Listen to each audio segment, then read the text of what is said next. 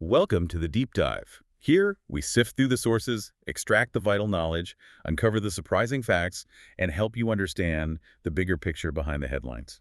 Today, we're undertaking a deep dive into an event that, well, shocked the world. The crash of Air India flight AI-171. Yeah, June 12, 2025.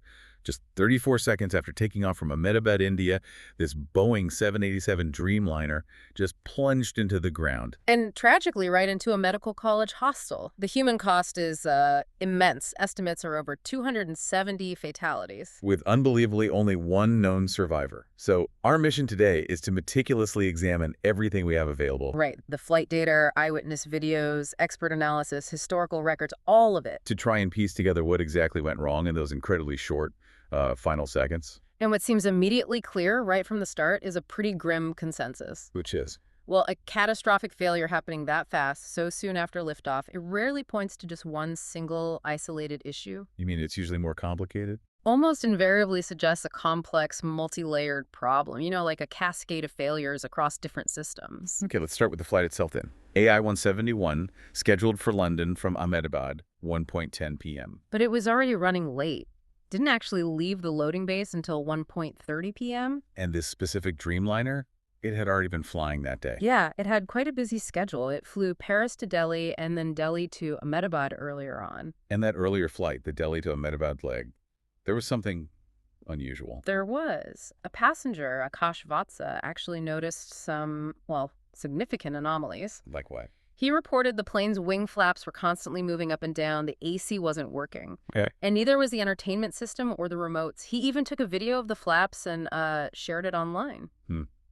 Minor things maybe, but unsettling in hindsight. They can seem minor, yeah, but sometimes they're early indicators of deeper electrical or system issues. Makes that video pretty chilling now. Definitely unsettling.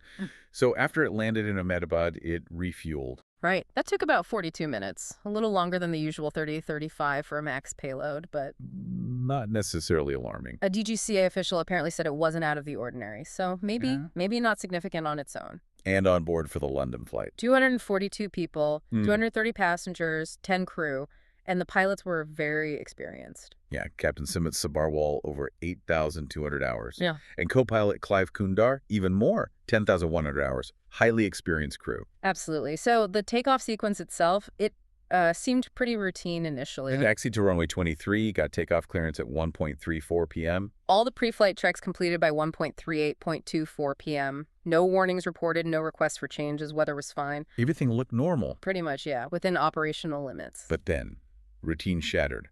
1:38.44 p.m., takeoff roll starts from runway 23. Just 11 seconds later, 1:38.55 p.m., it reaches 625 feet. And it just stops climbing. Exactly. Couldn't gain any more altitude. Stuck at 625 feet. And then the call to ATC. Seconds later, a desperate call from the cockpit. Thrust not achieved. Falling. Chilling. And then silence. Contact loss. The plane crashed at 1:39.13 p.m., just 34 seconds after lifting off. Only 34 seconds. We're about 1.5 kilometers from the airport. And straight into the BJ Medical College hostel, right where about 35 students were having lunch in the canteen. Unimaginable chaos. Students jumping from windows, locals reporting a huge bang like an earthquake. Just horrific. And amidst all of that, the sole survivor you mentioned? Vishwa's Kumar Ramesh, a British citizen. Seat 11A near an emergency exit. Incredible luck. His side of the plane apparently landed on open ground, allowing him to get out. The other side was blocked by a wall. Wow. Pure chance in the face of utter disaster. Absolutely. So after an event like this, so fast, so devastating, the immediate focus for investigators is the black box. Right, always. The cockpit voice recorder, the CVR, and the flight data recorder, the FDR. CVR records sounds in the cockpit. FDR logs all the flight parameters. Hundreds of parameters, yeah. Crucial data. India's AAIB, the Aircraft Accident Investigation Bureau, they're leading the investigation. With help from the UK and US. Yes, and the US NTSB, their independent agency, is doing a parallel investigation too. And it's confirmed the black box analysis will happen in India. There was some confusion initially. Yeah, confirmed it'll be done in India. Okay. Beyond the black box, what other data is useful? Publicly available data, like from flight radar, has been invaluable. It gives us those precise timings, altitude, speed. A second-by-second timeline of those final moments. Exactly. Very clear picture of the flight path. And then The eyewitness videos, they offer visual clues, right? Critical visual evidence. 2 videos really stand out. The first one, high quality. Yeah, taken by a 17-year-old student, Arian. He was just trying to show his friends how planes take off. Incredible footage, turns out. And the second? Airport CCTV. Captures the takeoff right up to the crash, but the quality is lower. So what did Arian's video, the clearer one, actually show? 2 really key anomalies. Things that immediately raised red flags for investigators and analysts. Okay, what were they? First, the landing gear. It was clearly still down, still deployed after takeoff. Which is unusual. Very. Pilots normally retract it almost immediately after liftoff to, reduce drag. Right. And the second anomaly? Even more critical, possibly, the wing flaps. They appeared to be retracted. Closed. Instead of deployed for takeoff. Exactly. Wing flaps are absolutely essential for takeoff. They increase the wing's surface area. Generating lift and drag at lower speeds. Precisely. You need them out for takeoff and landing. They only get fully retracted much later, at cruising altitude, straight and level flight. So seeing them retracted right after takeoff is wrong. Completely contradicts normal procedure. A major red flag. So these visuals, especially the retracted flaps, naturally led to some initial theories about pilot error. They did. Ideas like maybe the pilots panicked, maybe they forgot the gear, or somehow mistakenly retracted the flaps instead of the gear. But experts pushed back on that. Pretty quickly, yes. For a few reasons. First, the Dreamliner itself. It has warning systems. Oh yeah, extensive systems. If the flaps were set incorrectly for takeoff, the cockpit would have been flooded with warnings. Audible, visual alerts. It's designed to prevent exactly that mistake. And the pilot's experience. Captain Sabharwal, exceptionally experienced. Over 8,000 hours. It's hard to imagine such a basic error from him. Plus, experts like Captain Sohail Handa made the point that even without flaps... Right. Even with no flaps deployed, a Dreamliner should still be able to climb past 625 feet. And usually, even one engine provides enough thrust to gain significant altitude. So putting all that together, simple pilot error seems unlikely to explain everything that happened. Highly unlikely as the sole cause for such an immediate, total catastrophe. It points towards something else. Which brings us to another critical piece of evidence from Arian's video. Something else was seen deployed. Yes, the ram air turbine. The RAT? The RAT, what's that? It's a small wind turbine, usually tucked away. It automatically deploys in dire emergencies, specifically when all other main power sources fail. Like a last resort for power. Exactly. It provides minimal emergency power just for the most critical flight controls, hydraulics, essential instruments. And seeing it deployed on AI-171, yeah. What does that tell us? Well, seeing it deployed at such a low speed and low altitude strongly suggests a total power loss scenario. There wasn't enough power from engines or backups to keep things running. Total power loss. That fits with what the survivor said, doesn't it? It aligns perfectly. Vishwa's Kumar Ramesh mentioned hearing a loud bang and seeing lights flicker just before the crash. The bang could have been the RAT deploying. Very possibly, yes. They deploy quite forcefully, and the flickering lights signal the power handover to the emergency system. And there was also a sound difference on the video. Yes, if you listen closely to Arian's video, there's a distinct propeller-like whirring sound, quite different from the normal jet engine hum of a 787, consistent with the RAT spinning. Okay, so evidence points towards total power loss. That raises the huge question, why? Why would a modern jet lose all power right after takeoff? Generally, there are 3 main emergency situations that trigger the RAT to deploy automatically. We'll try. Total electrical failure, a complete loss of hydraulics, or dual engine failure. Both engines failing at the same time. Yes, which is incredibly rare. We're talking maybe 7 documented cases globally in like 70 years of commercial jet aviation. But it's a strong possibility here. It seems like a strong contender, yes. Especially given the pilot's distress call. Plus not achieved. Exactly. That points directly to an engine power problem. And the landing gear staying down. That could also fit insufficient power, maybe hydraulic or electrical, to actually retract the gear. Another symptom pointing towards a severe power system failure. So if we're leaning towards dual engine failure, what could cause that? Well, one prominent theory being actively investigated is fuel contamination. Contaminated jet fuel. How does that happen? It could be several things. Water getting into the fuel supply, sediment, debris, even microbial growth in the tanks. Microbes. Seriously. Yeah, certain bacteria can grow at the fuel-water interface if water is present, or even accidental mixing with other fluids like, say, diesel exhaust fluid used by ground vehicles. And this bad fuel gets into the engines. Right. Experts like S.J. Muralidhar and Neil Hansford have pointed this out. Contaminated fuel can clog fuel filters, injectors, basically choke the engine. Leading to reduced thrust or complete flameout. Exactly. Even with full tanks, if the fuel isn't clean, you've got major problems. Has this happened before with a Dreamliner? There was a precedent, yes. March 2019, a Boeing 787 in Japan had a dual-engine malfunction traced to fuel contamination. Luckily, it landed safely. So if this is the cause for AI-171, it points fingers where? It would raise serious questions about the fuel suppliers at Ahmedabad Airport, Indian Oil, Bharat Petroleum, Reliance, and potentially the adequacy of fuel testing procedures there. Okay, that's one theory. What's another possibility for total power loss? A total electrical failure, independent of the engines, initially at least. How would that work? A senior pilot suggested the variable frequency starter generators might have failed. These are the plane's main electrical power sources. They start the engines and run everything else. So if they fail. Then the electronic engine controls the digital systems managing thrust. They just stop working. So even if the engines could physically run, the pilots lose control. Precisely. They can't command thrust.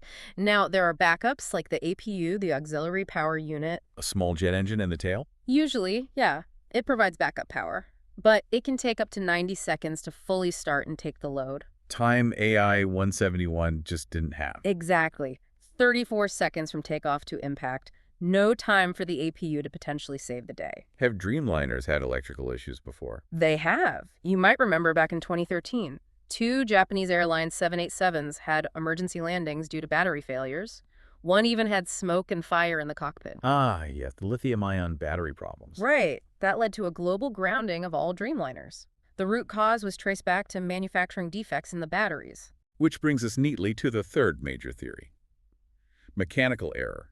A manufacturing defect, or maybe a maintenance failure. Exactly. And it's a sobering point that AI-171 is actually the first fatal crash involving a Boeing 787 Dreamliner. Despite other incidents. Despite numerous incidents, yes.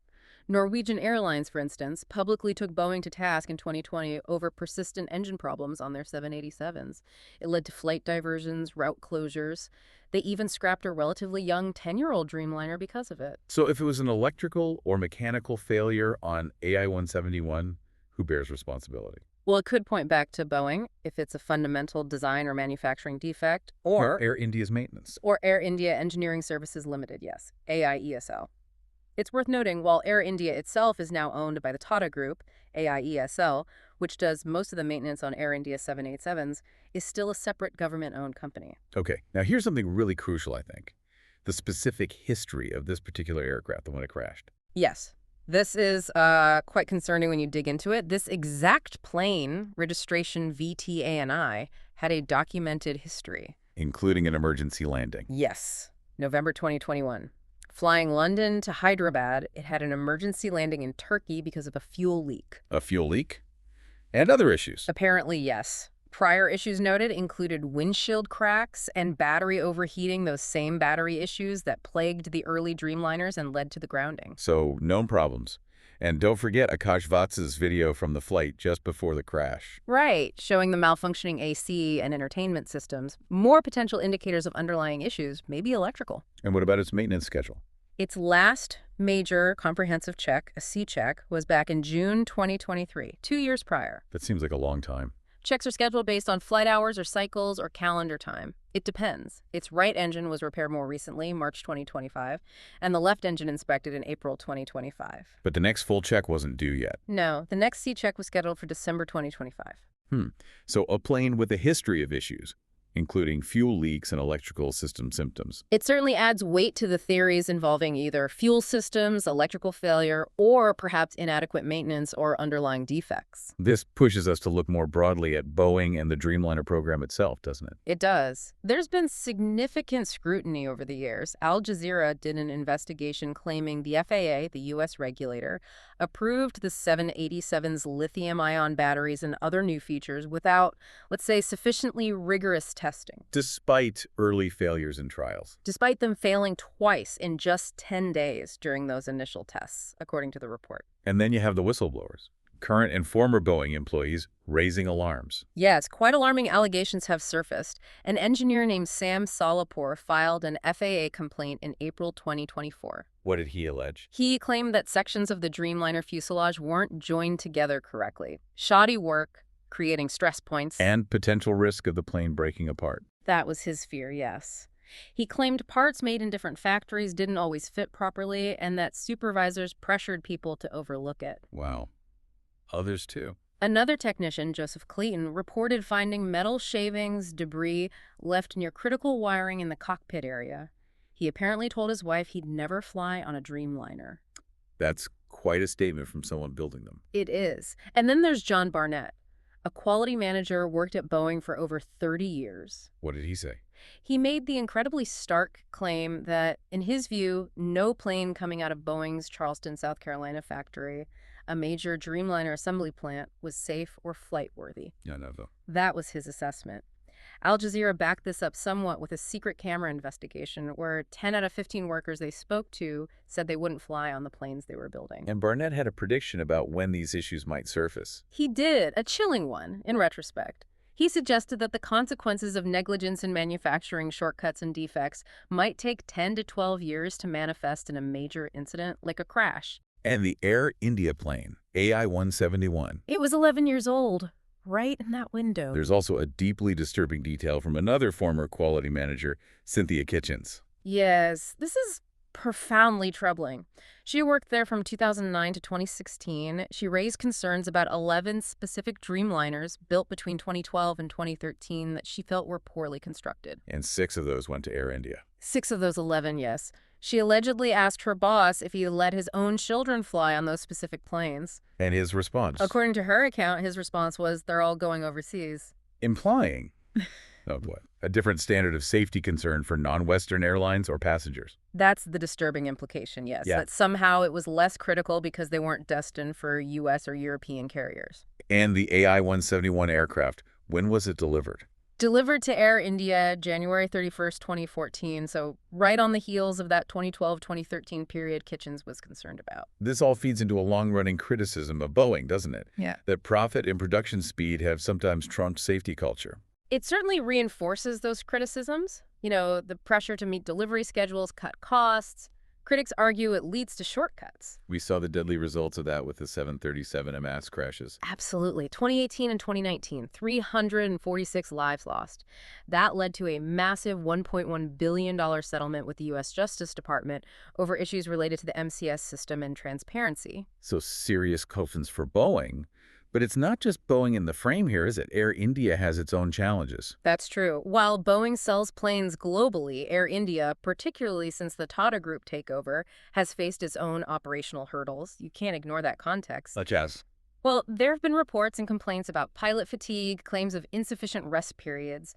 That culminated dramatically in May 2024 when around 300 Air India Express crew members called in sick en masse. A mass sick-out, basically. Essentially, yeah. Protesting rostering and fatigue issues. Then there were DGCA findings in July 2023. The Indian regulator, what did they find? They found Air India was allegedly providing fake audit reports related to 13 crucial safety parameters, falsifying internal safety checks. That's very serious. Extremely serious, yes. And more recently, just a reminder of ongoing operational issues, there was that suspected food poisoning incident affecting passengers and crew on a London-Mumbai flight. So, a complex picture.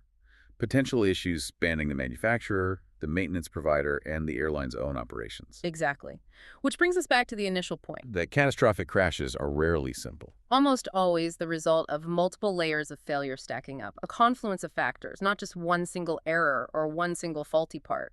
Modern planes have so many backups. Redundancy upon redundancy. Precisely. For everything to fail so completely, so quickly, it usually means several of those safety nets failed, perhaps due to a combination of design, maintenance, operational factors, maybe even unforeseen circumstances. So what happens next in the investigation? The investigation is obviously ongoing very intensively. We're expecting a preliminary report from India's AAIB around July 12th. That's about 30 days after the crash. Right.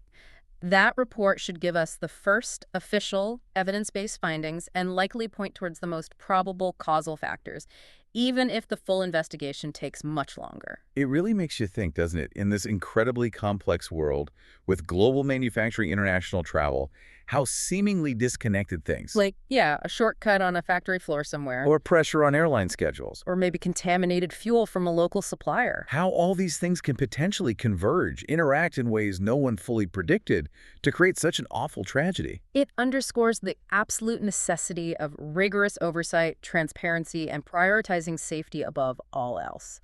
Above profit, above schedules. So, perhaps the final thought for you, our listeners, is this. What does this deep dive into AI-171 really reveal about those unseen forces, the pressures and potential failures hidden within the complex systems we rely on every day? And how can understanding this help us be more informed, more demanding citizens and consumers when it comes to safety?